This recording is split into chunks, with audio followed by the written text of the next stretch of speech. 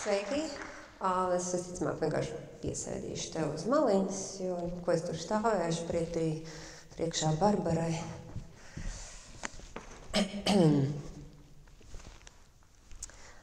Jā, tātad sākumā man liekas, ka būtu jāsāk ar to, kas tad īsti ir šis smieklīgais skuķis, jeb funny girl, jo Amerikā Fanijas Braisas vārds nav nekas svešs, varbūt mums viņa ir svešāks tēls, bet šī ir brīnišķīga komiķe, aktrise, dziedātāja, vodeviļas zvaigzne, kas, teiksim tā, kuras dzīve ir tik iespaidīga un viņas dzīves tāds tik interesants, kad Fanijas loma ir viena no tādām galvenajām, augstākajām aktieru meistarības virsotnēm, ko var sasniegt sevišķi ebreju izcelsmes aktrises. To mēs arī zinām no kaut vai šausmīgā seriāla Dzimuši skatuvei, kur galvenā varone Reičela visu laiku vēlas spēlēt Faniju.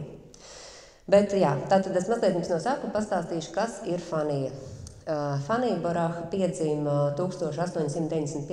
gadā ebreju imigrantu ģimenē Ņujorkā.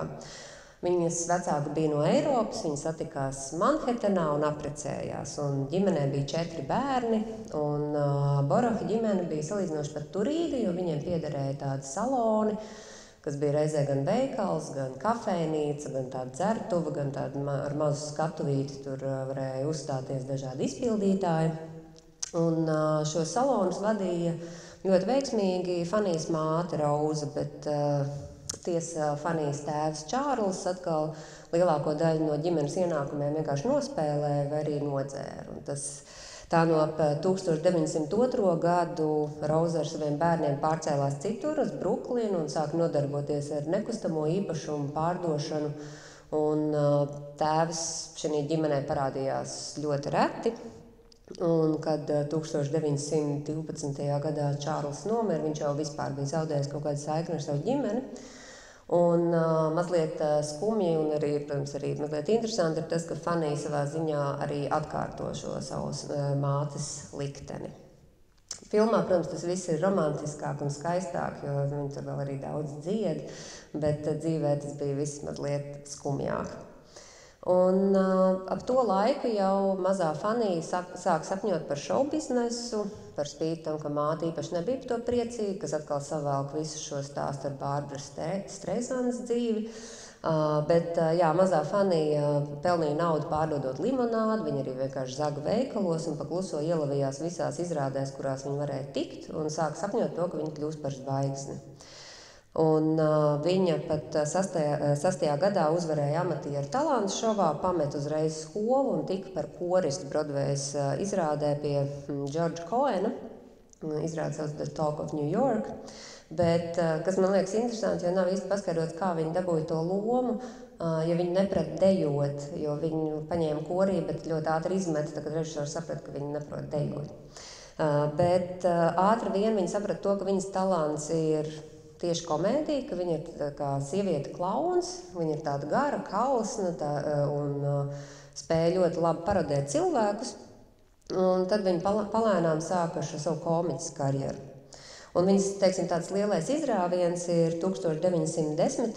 gadā pie Florence Ziegfelda. Viņam bija tāda rēviju sērija, saucās Ziegfeldas Follies. Un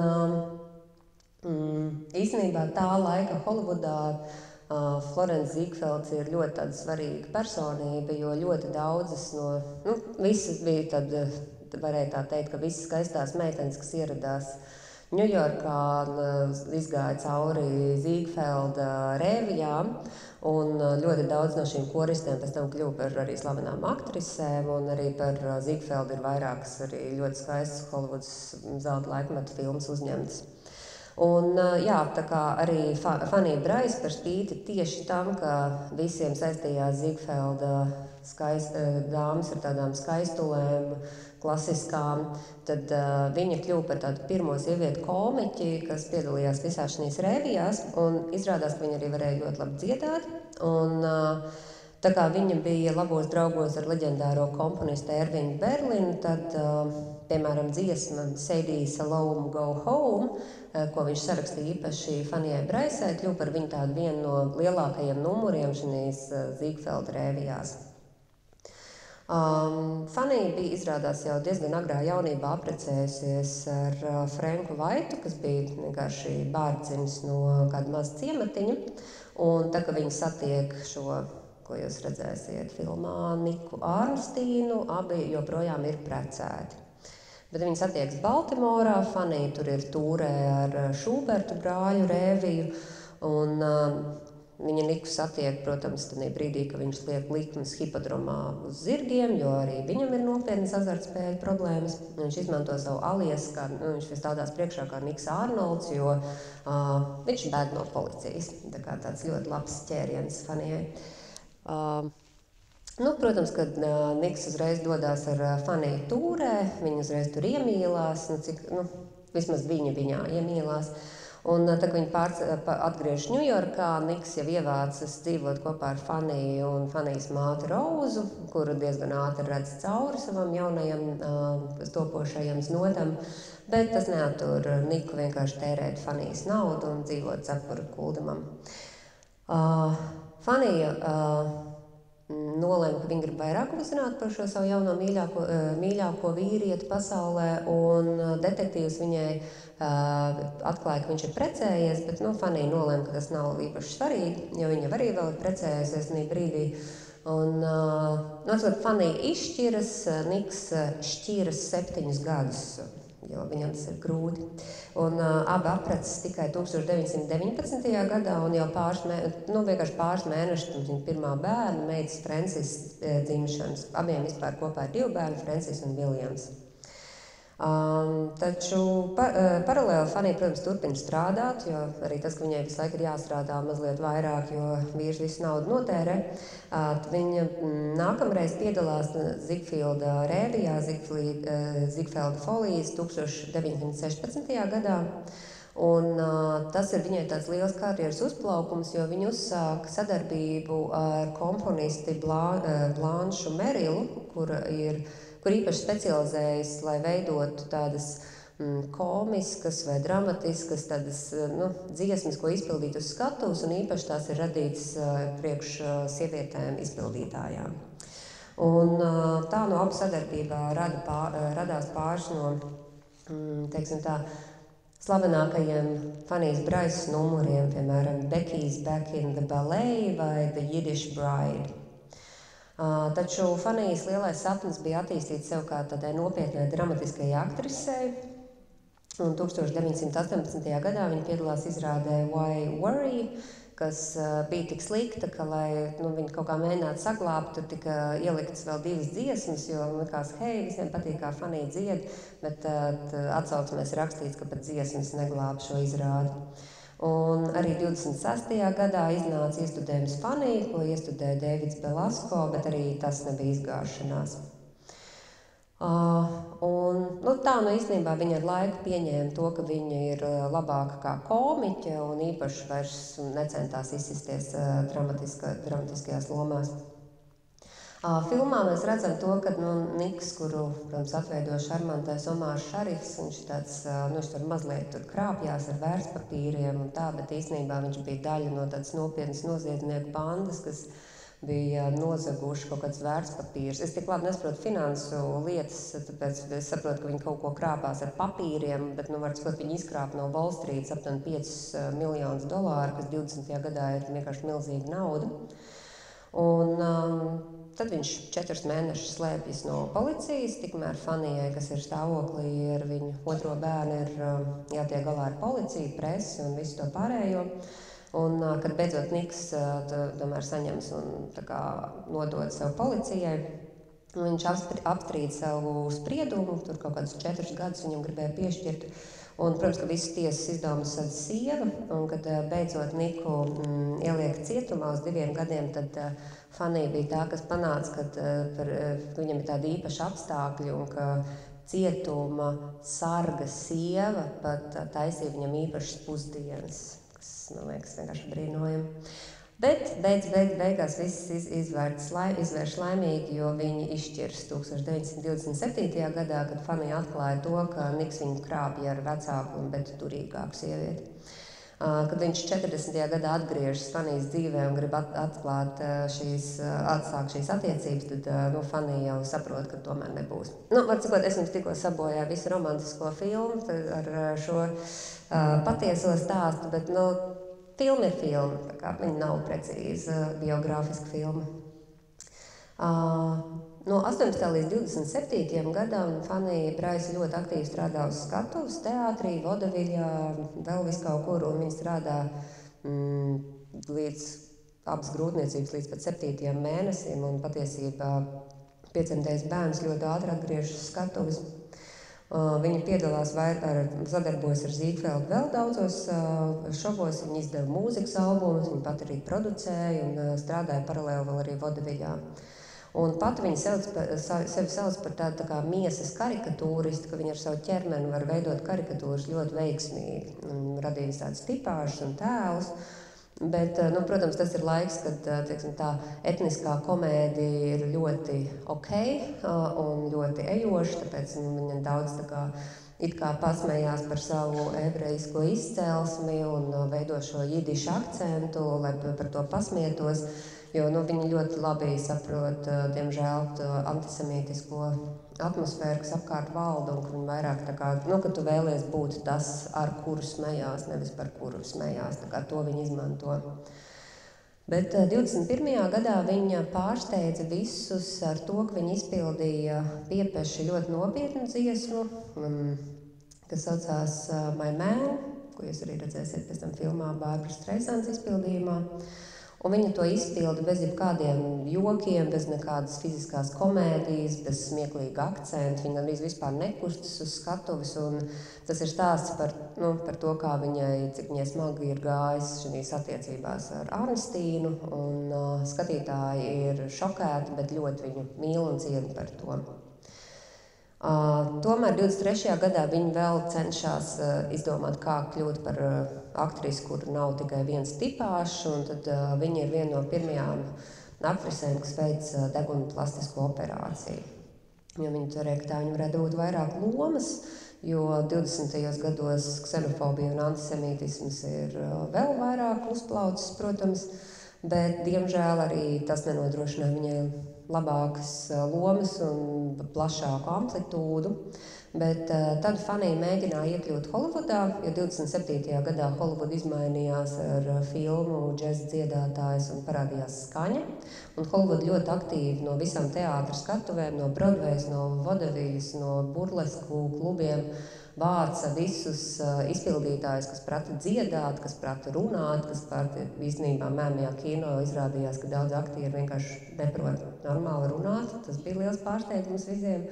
Tāpēc tika vākt no visas teātra vides tie talantīgie cilvēki, bet tāpat viņai nedēļ tādas īpaši labas lomas, tika izveidot diezgan vāja filma arī ar nosaukumu My Man, bet tā bija izgāšanās, viņa pat atzīst, ka viņa nekad nav jutusies līdz galam ērti kameras priekšā, un tā viņa nekad nekļūst par Holivudas zvaigzni, lai arī kopā piedalās 6 filmās, bet, piemēram, 2 no šīm filmām ir tās, kuras minēja, kas ir veltītas tieši Florencam Ziegfeldam, kas ir 36. gada The Great Ziegfeld un 46. gada Ziegfeld Folijas, kas ir ļoti iespaidīgi mūzikls, iesaku noskatīties. 29. gadā Fanija Braisa apprecas otrais ar komponistu un teātra menedžeru Billiju Rauzu, un abi ir ļoti kaislīgi atdodas šoubiznesam, viņi kopā taisa izrādes, Fanija ļoti veiksmīgi uzsāk karjeru radio. Un tad tas ir tas brīdis, kad sevišķi radio ir tas viņas kaut kāds izcilais un ļoti piemērotājs mēdījis, un viņi pieņem to savu lomu, ka viņa būs komiķe un ka viņa ir viens no pirmajiem klauniem, un viņai tas ļoti labi padodas. Un viņas slavenākie viņai ir tādi tēli kā Soul Saving Sadie, kas ir tāda parodija par evaņģēlistiem, vai tur Countess Dubinski, kas ir kā tāda parodija par seksīgiem striptīziem. Un arī viens no viņas slavenākajiem tēliem ir Baby Snooks, un tieši Baby Snooks ir tas, kas viņai dod šo iespēju veidot ļoti labu karjeru radio, un tas ir viņas tā kā, un viņa tieši pēc šķiršanās ar savu vīru 38. gadā viņa uzsāka to, ka šis kļūst par regulāru raidījumu. Viņai katru nedēļu ir radio raidījums, kur viņa arī veido kā Baby Snooks, un tur viņai šis tēls ir tāds, ka viņai nevajag aptuveni par sevi smieties, viņa netaisa ne tur smieklīgo jidišu akcentu un neko tādu, un tas viņai ir tāds tēls, ar ko viņa īstenībā pelna un ar ko viņa ir visiemīļotākā līdz pat mūža beigām. 45. gadā viņa piedzīvo smagu sirdstrieku, bet atveseļojas un turpina darboties radio. Un, lai arī tādā laikā drīz jau parādās televīzija, viņa ļoti spītīgi paliek pie tā, ka viņa tomēr strādās radio, un tur arī strādā līdz savai nāvei 51. gada 24. maijā. Un Bruks Atkinsons, kas ir tāds ilglaicīgs teātra kritiķis žurnālā New York Times, ir nosaucis Braisu par visretākās šķirnes burleskas komiķi, un ka atzina to, ka viņas sasniegumi tādā sfērā, kur pārsvarā vienmēr ir dominējuši vīrieši, ir kaut kas ļoti nozīmīgs. Tā mazliet par Faniju Braisu, kuras scenāriju pārveidoto versiju viņas dzīvi jūs redzēsiet tagad, bet mazliet, protams, ir jāpastāst man par otru leģendāro sievieti, kas ir Bārbara Joāna Streizande. Bārbara piedzima 1924. gadā Bruklinā, un tā kā viņas tēvs nomira jau ļoti agrā vecumā, tad Streizande arī uzauga tikai ar māti un dzīvoja ļoti trūcīgi. Viņas mammai Diānai bija ļoti laba balss, un šķiet, ka Bārbara to ir arī no viņas mantojusi. Es atvainojos, un es to šķaudīšu.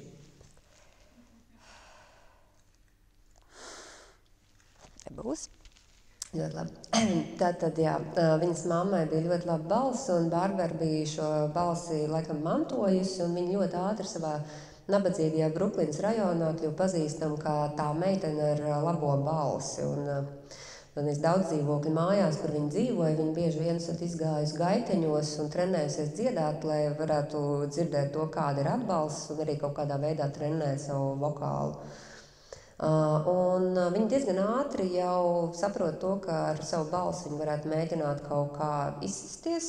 Viņi dzied un uzstājas kāzās, vasaras nometnēs. No sākuma māte ir ļoti neatbalstoša, un viņa ir arī ļoti kritiska pret visu, ko Bārbara dara. Var just visu tā dzīves stāstā, ka viņai ir tāda mazliet, es parādīšu savai mammai.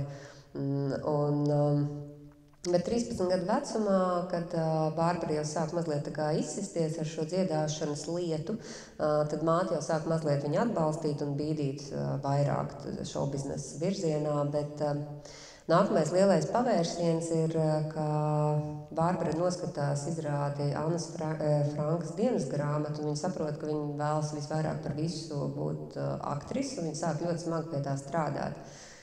Viņa 16 gados pabeidz skolu, skola viņai nav tāda prioritāte, un par spīti visiem mācas iebildumiem viņa viena pati pārceļas uz Ņujorku, atrod tur savu mazu dzīvoklīti tieši teātra rajona vidū, 48. ielā, un vienkārši strādā dažādos darbiņos un iet uz kastingiem visu laiku. Un saprotot to, ka viņa nevar tā vienkārši iekļūt Brodvejā vai iekļūt Holivudā, viņa sāka ar savas balss izmantošanu. Viņas tā laika draugs ierakstīja viņai vairākus demo un iedrošināja iet uz talantu šoviem, un viņš šos demo izsūta visiem dod, ko vien var satikt, kas ir saistīti ar šovbiznesu. Viņa arī piedalās aktieru atlasē uz mūzikas skaņas, viņi tur nepaņem, bet jau aktieru atlases režisors saka, ka viņas balss ir tāda, ka viņai noteikti ir jāturpina darīt tas, ko viņa dara. Un palēnām viņa sāk, tajos talantu šovos viņa sāk sev pierādīt, jo viņa vienkārši, viņas balss ir tāda, ka viņa atnāk un viņa uzvar visos tajos šovos, un tādā brīdī viņa arī nolēma, ka viņa pieņems šo savu skatuves vārdu, ka viņa būs nevis Bārbara, bet Bārbara. Jo tā ir viena tāda lieta, kad bieži vien tu raksti par Bārbaru Streizandi, tad tev saka, ka tu esi kļūdījies, bet tu neesi kļūdījies, jo viņi sev sauc par Bārbaru. Protams, ka viņa stāsta par to, ka visu laiku, kā viņa sāk savu karjeru, tad viņai visi centās pārliecināt, ka viņai jātaisa šī deguna plastiskā operācija, viņa vienkārši pārāk neglītu. Un viņa spītīgi turējās tam pretī. Un, tas ir, var sakot, viņas dzīve kaut kādā veidā daudzos brīžos savēlkās šīs paralēlas ar Fanijas Braisas dzīvi, un tāpēc šķiet tik loģiski, ka viņa dabū šo lomu. Savu pirmo oficiālo tādu dziedātājas darbu viņa dabūja 60. gadā, naktsklubā Bonsoir, kur viņa saka, ka viņa nekad mūžā nebija bijusi naktsklubā, bet pirmo reizi viņa tur ienāca jau kā darbiniece, kas uzkāpja skatuves un sāk dziedāt. Var sakot, viņa zina, ka viņa grib būt aktrise, bet viņa ir gatava tā kā iet šo aplinkas ceļu no sākuma tur tā kā bišķi padziedāt un tad cerēt uz labāko. Un, kad viņai ir 21 gads, viņa jau noslēdz līgumu ar Columbia Records, un tas ir diezgan netipisks līgums. Viņai piedāvā līgumu tādu, ka viņai maksās mazāk, bet viņai ir pilnīgi radošā brīvība. Viņa var izvēlēties materiālu, ko viņa dzied, viņa var izvēlēties, kā albums sauks. Un tas ir kaut kas nebijis, jo, kā mēs arī mūsdienās redzam, ka ļoti bieži dziedātājiem nav īsti teikšanas par to, kāds ir, kam pieder albums, kāds albums būs, bet Bārbara izcīnīja tieši šo, un to viņa arī pat ir uzstājusi, ka viņai īstenībā bija vissvarīgākais šis viens līguma punkts, ka viņa pat var izvēlēties savu materiālu. Un viņa jau to ir izmantojusi visā savā karjerā. Un šis viņas pirmais albums, kur pie tām, protams, ierakstu studija vēlējās nosaukt kā Sweet and Saucy Streisand, kas ir tāds diezgan šausmīgs nosaukums, teikšu godīgi. Un Bārbara uzstāja, ka nē, ka viņa vienkārši grib, lai to sauc par The Barbara Streisand album, kas, man liekas, lieliski. Viņa teica, ka, ja jūs redzat mani uz televīzijas, jūs vienkārši redzat televīzijā, jūs redzat tā, kur Bārbara Streisand, jūs iet veikalā un sakat, man lūdzu Bārbara Streisandas albumu, un viss skaidrs, kādi jautājumi, nekāds tur Sweet and Saucy, tur nav jāatcerās. Tā kā, jā, un pēc tam viņi ierakstīja otro Bārbara Streisandas albumu, tā arī to albumu sauc. Un jau šis pirmais albums sasniedz Billboard topā, nokļuva pirmajā desmitniekā, viņa jau dabūja 3 Grammy balvas. Un, jā, viņa kļuva par tādu ļoti ātru zvaigzni, teiksim tā, viņa sāk jau drīz saukt par nākamo aizraujošākā lietu aiz Elvis Presley.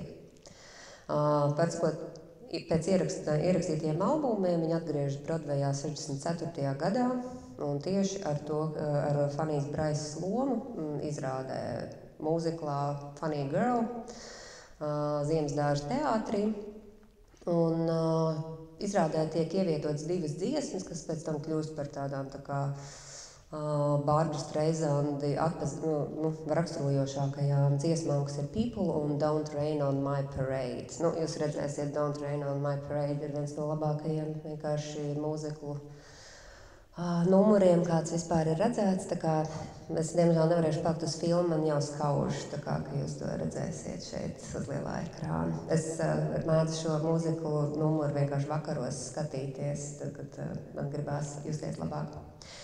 Un pateicoties tam, ka šis šovs, šī izrāde kļuva tik ļoti populāra aptuveni jau nākamajā dienās, Bārbara bija nokļuvusi Time žurnālu Vāga, kas ir liels notikums. Viņa tiek nominēta arī uzreiz Tonija balvai, viņa to nedabū, bet, jā, var sakot, viņa kļuva par tādu milzīgu teātra zvaigzni.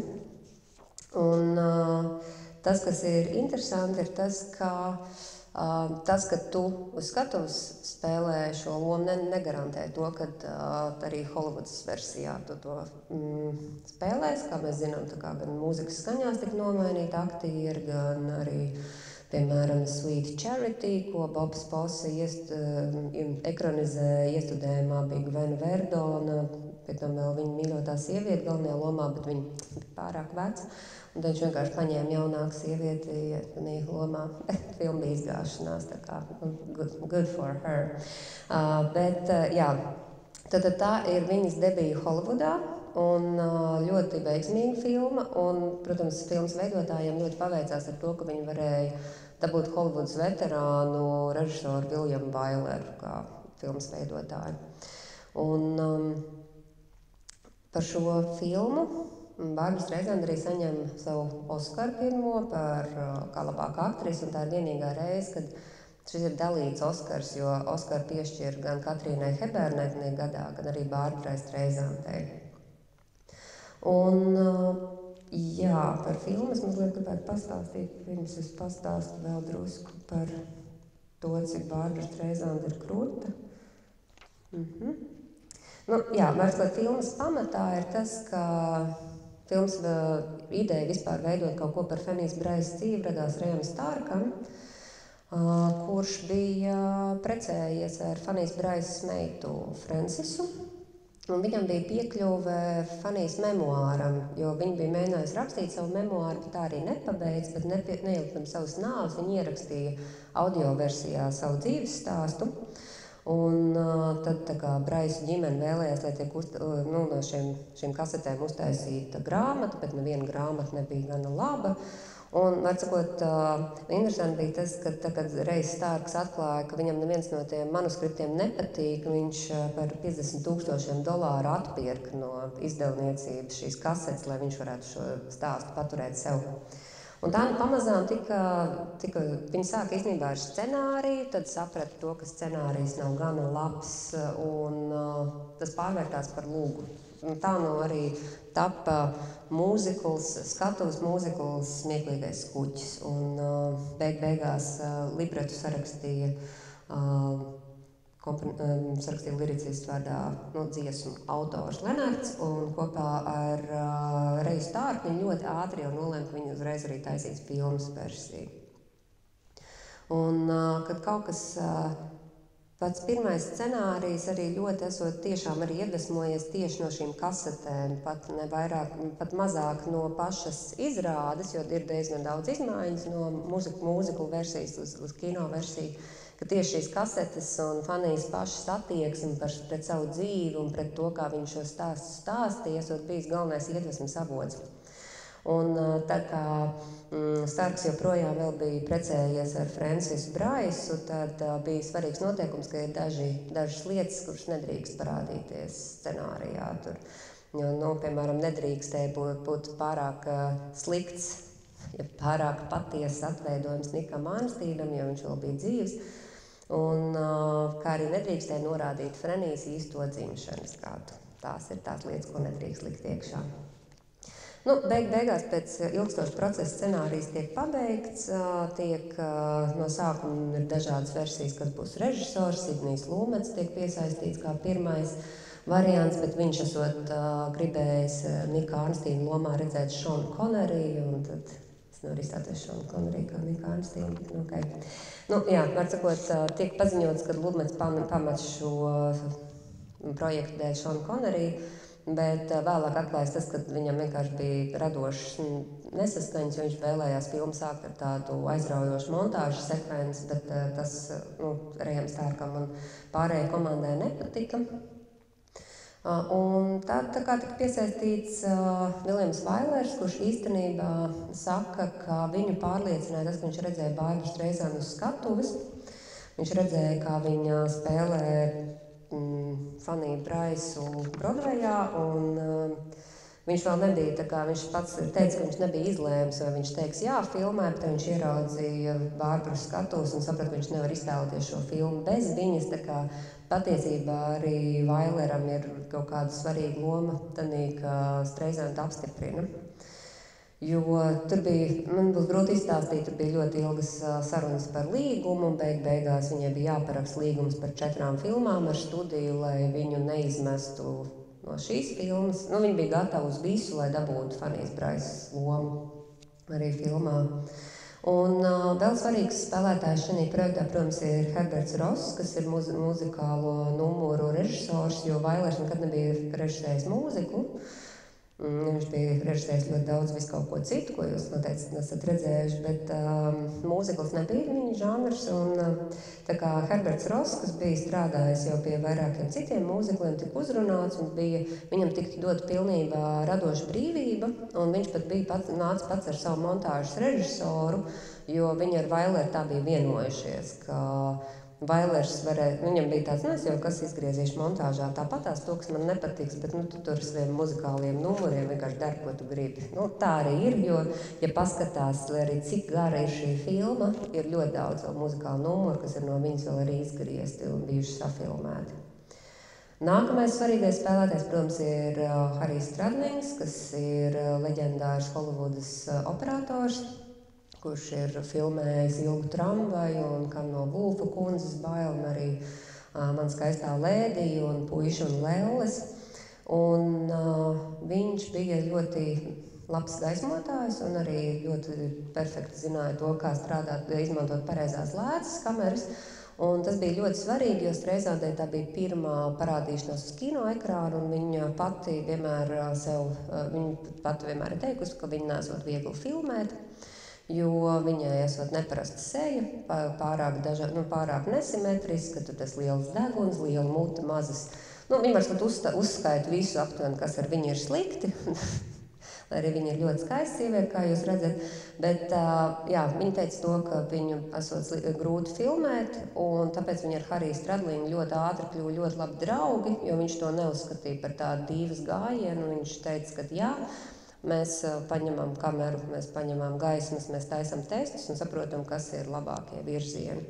Un, protams, kad, kā jau parasti ar visām veiksmīgām sievietēm Holivudā vai jebkur citur, viņa tika paziņot, ka viņa ir izvēlīga un kašķīga, jo viņai tur vajag savus tur dažādos rakursus sejai.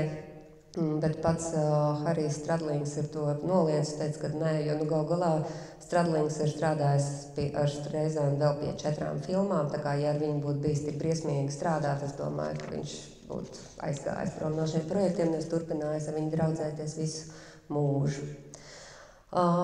Vispār nākamais izaicinājums bija atrast pareizo Niku Arnstīnu. Viena ideja bija, kur es arī īstenībā uzskatu, būtu ļoti bijis interesanti, tas bija Franks Sinatra, jo, protams, producentiem vienkārši parādījās tās dolāru zīmes acu vietā, kad ja viņi dabūs dziesmas, ko dzied Streisand un Sinatra, tad vienkārši tas ir tāds hīts. Bet Sinatra bija pārāk vecs, kas ir Holivudai netipisks gājiens, jo vīrieši tur nekad nav par vecu. Bet šoreiz pat Franks Sinatra bija bijuši par vecu. Un tad bija Pols Ņūmens kā versija, bet Ņūmens ļoti paškritiski atzina, ka viņš vispār neprot dziedāt un ka tomēr labāk mūziklam vajadzētu aktieri, kas prot dziedāt.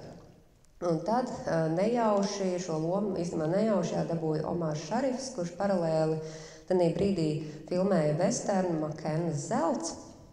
Un viņš bieži vien studijā vienkārši sēdēja un ēda pusdienas. Un, man liekas, ļoti interesanti ir tas, ka Rejs Starks un Viljams Vailers arī bieži tur pusdienoja, un viņi norādīja to, ka esot ļoti maz cilvēki, vīrieši, kur varot tā iznest fraku. Un, ka tas bija Omāra Šarifa tas lielākais bonus, ka viņš jutās tik eleganti frakā, ka viņam bija tāds, Dievs, re, kur mums ir Niks Arnstīns. Un, protams, ka kad viņš tika atvests uz laukumu, viņš bija ļoti šarmants, un viņš paklanījās un noskūpstīja Bārbaras roku un esot teicis, Amerikā tu esi tā sieviete, kuras gribēja satikt visvairāk, un tā kā skaidrs, ka viņš, protams, dabūja šo lomu. Un tā arī tapa šī filma, viņa tapa ļoti ilgi, budžets bija diezgan liels. Un tur tika arī izmantot, piemēram, tas, kas ir jau mans minētais Don't Rain on My Parade muzikālais numurs. Mūsdienās mēs esam ļoti pieraduši redzēt tādus kadrus, jo mums ir droni, mums ir pacēlāji, viss kaut kas, bet tas ir ļoti daudz, piemēram, ir filmēti kadri no helikoptera, kas varbūt šķiet tādu, protams, ka Holivudās šeit ir vienkārši, bet pats operators uzsver to, ka tā vienmēr ir laimes spēle, jo tu vari visu saplānot, bet tu nevari precīzi tā kā paredzēt, kāds helikopters lidos, kā tas tiks uzfilmēts, tas bija tam laikam milzīgs tehnoloģisks sasniegums, kā tas ir uzfilmēts. Jūs redzēsiet, tas ir ļoti skaisti. Un interesants vēl viens aspekts ir tas jau mans minētā šī leģendārā dziesma My Man, kas skan filmā. Un, kā jau mūziklā, viss parasti bija jau ierakstītas dziesmas pirms tam. Un Bārbarai Streisandai vienkārši vajadzēja kustināt muti. Bet, tad, kad viņi to darīja ar dziesmu My Man, tad pati Streisanda uzstāja, ka ka tas nav tas, ka tas ir tik emocionāls numurs, ka viņi vēlas, lai viņi var to dziedāt dzīvē, jā. Un tāpēc ir interesanti, ka muzikālais numurs sākas patiesībā ar aktrises tūplānu, jo tas bija darīts tāpēc, lai tur varētu netālu būt tumbiņa, lai mēs varam visu tehniski nodrošināt, lai viņi tiešām var dzīvajā dziedāt. Un, jā, ierakstā arī skan šī dziesma, bet tikai pašās beigās. Tā kā šis emocionālais sniegums ir tieši tāpēc, ka viņa Holivudas studijā to izpildīja dzīvajā. Jo viņi uzskatīja, ka tam vajadzēja būt dramatiskākam, nevis, jo tagad tas tika uzfilmēts ar šo lipsinku, ka viņa muti vienkārši kustina līdzi, kad viss no režisoram likās ģeniāli, perfekti visu, un viņi teica, tas ir pārāk perfekti, ka tā cilvēks, kurš izjūt tādas emocijas, brīdī to tā nedziedāt.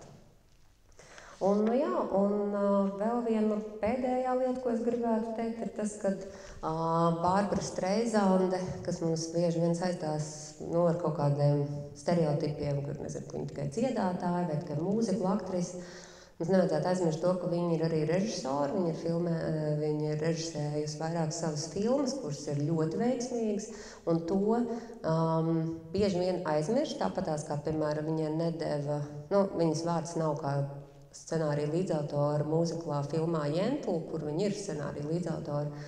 Un visi atzīst par to, ka, ja ir kaut viena lieta, kas Streizandi var nokaitināt, ir tas, ka ja viņai nedod kredit tur, kur tam būtu jābūt.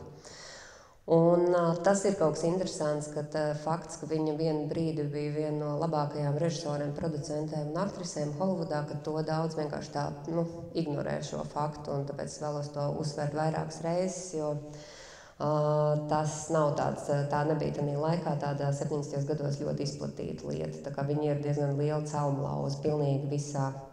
Un tas, kas ir interesanti, tas, ka viņai vispār nav nekādas bremzes tanī, ko viņa var sasniegt un kādas ir viņas prasības pret sevi, jo viņa pat ir teikusi, ka viņai vārds zvaigzne, protams, saistās uzreiz, ka tā īstā zvaigzne ir kino zvaigzne. Un ka viņa saprata to, ka viņa ir gatava kļūt par mūzikas zvaigzni, tad viņa varētu kļūt arī par skatuves zvaigzni. Viņa arī kļūt par vēl dažādāku zvaigzni, bet beigās viņa kļūs arī par kino zvaigzni, jo, kāpēc gan nē, ja viņa to var izdarīt. Un to viņa arī izdarīja, tā kā tas būtu arī no manas puses viss, jo jums ir laiks skatīties filmu, kur ir diezgan gara.